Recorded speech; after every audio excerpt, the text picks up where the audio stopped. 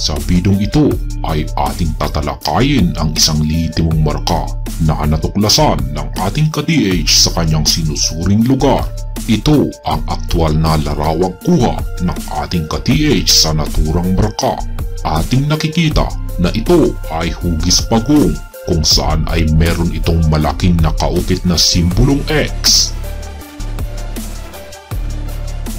Ang mga pagong bilang markang ginamit ng mga sundalong Hapon ay isang palatandaan na may napakagandang kahulugan. Meron itong iba't ibang mga kahulugan, pero sa bidong ito ating pagtutuunan lamang ng pansin ang pagbasa sa kahulugan ng ating marka na ito. Tulad ng pagong na marka, ang nakaukit na X ay meron din itong ilang mga kahulugan. At ang ating pakay sa bidong ito ay ating alamin kung ano ang angkop nitong kahulugan na may kaugnayan sa pagong.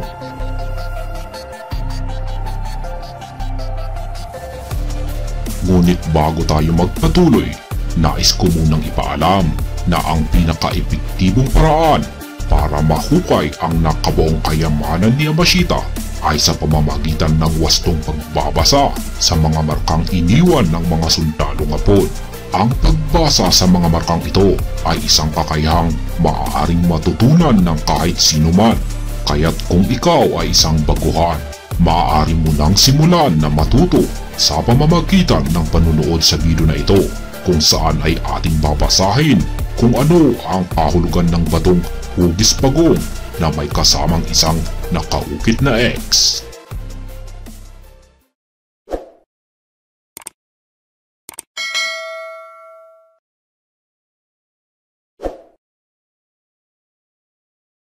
Ang batong hugis pagong.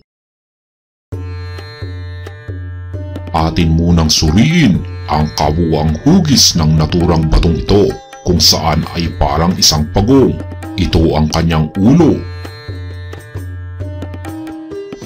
Ito ang kanyang likuran. At ito naman ang kanyang dalawang mga paa. Batay sa itsura nito, ang pagong ay parang pagod sa kanyang mahabang paglalakbay. At ito na ngayon ay tila nakahandusay dahil sa sobrang pagod. Ibig sabihin nito ay narating ng pagong ang kanyang destinasyon. Sa madaling salita, ipinapahiwatig ng markang pagong na ito na ang naturang lokasyon na ito ay dito nakabaon ang deposito.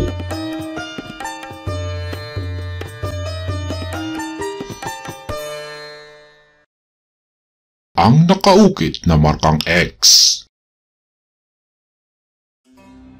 Ang kahulugan ng nakaukit na markang X na ito na may kaugnayan sa pagong ay kinukumpirma nito na ang mahalagang bagay ay nakabaon dito sa naturang lokasyon na ito.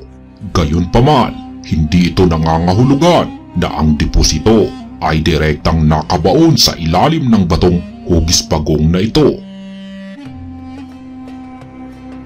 Kung ating pagmasdan na mabuti ang nakaukit na markang X, ito ay parang cross na simbolo dahil sa mahaba ang kanyang bahagi na ito kumpara sa iba. Pagdating sa mga cross na marka, ang mga ito ay karaniwang nagbibigay pahiwatig ng isang importanteng direksyon.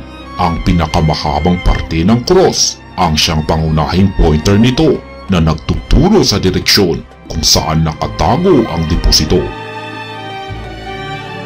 Dahil sa ito ay konektado sa pagong na marka, ito ay tumutukoy sa isang lokasyon na may tubig at ang mahalagang bagay ay maaaring nasa ilalim ng tubig na ito.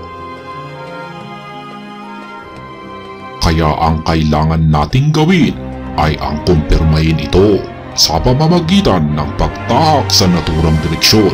Kung meron tayong madadatnang lugar na may tubig, ang naturang lugar na ito ay maaaring isang lumang sapa, ilog, bukal o kahit anumang lugar na may tubig at mula pa sa panahon na pananakop ng mga sundalong Hapon. Kung ating tinahak ang naturang direksyon na ito, Pero sadyang walang lugar tayong makita na may tubig. Ating balikan ang ating marka at tratuhin ang nakaukit na simbolo bilang isang X at hindi cross na marka.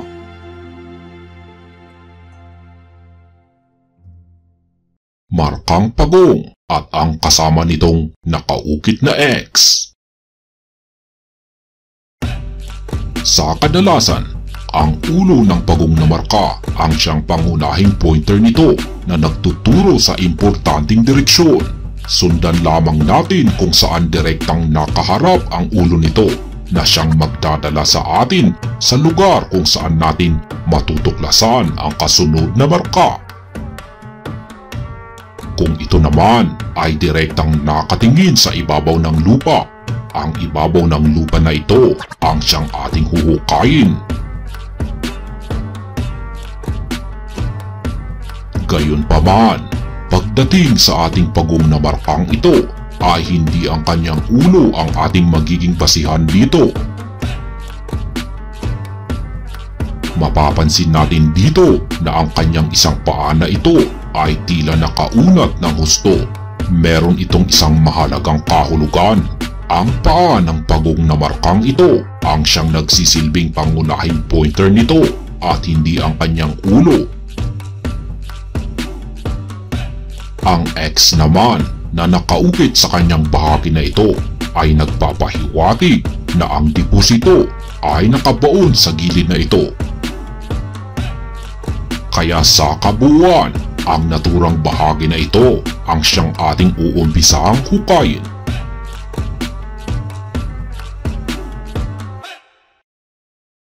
Dalawang magkahiwalay na deposito.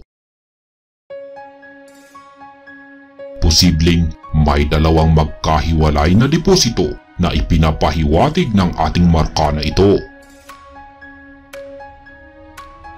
Ang unang deposito ay ang nakabaon dito sa isang gilid na bahagi ng ating batong marka.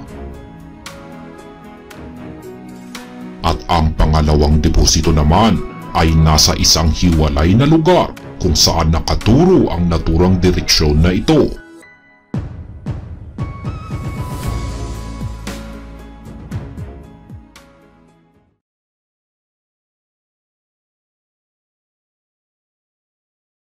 Shoutout kay ka-TH na si DX Tracker TH. Shoutout kay ka-TH na si John Balasbas. Shoutout kay ka-TH na si Ronel Marquez. Shoutout kay ka-TH na si Henry Asuncion. Shoutout kay ka-TH na si Jason Mangawang. Shoutout kay ka-TH na si Kobe.